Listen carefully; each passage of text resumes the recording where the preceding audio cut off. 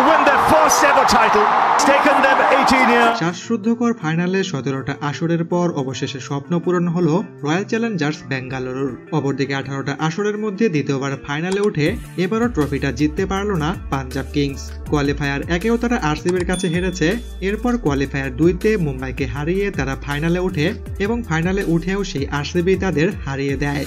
দীর্ঘ 11 বছর পর ট্রফির এত কাছে এসেও ট্রফিটা যে এভাবে হাতছাড়া হয়ে যাবে সেটা যেন কোনোভাবেই মানতে পারছেন না দলটির মালকিন প্রীতি জিন্তা।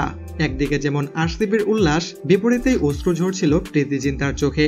নিজেকে কোনোভাবেই যেন সামলাতে পারছিলেন না।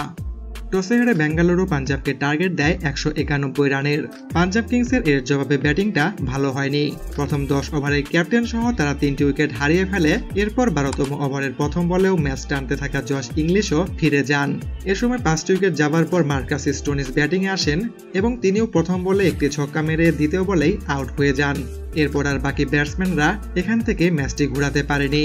শেষ হাসি হাসি রয়্যাল চ্যালেঞ্জার্স বেঙ্গালুরু। ম্যাচ শেষে উল্লাসে ফেটে পড়েন বিরাট কোহলি। দলকে মাঠে থেকে জেতাতে না পারলেও আরসিবির এমন সুন্দর মুহূর্তে গ্যালারিতে ছিলেন এবি ডিভিলিয়ার্স এবং ক্রিস গেল। আরসিবির এমন জয় তারা উল্লাস করতে ভুলেননি।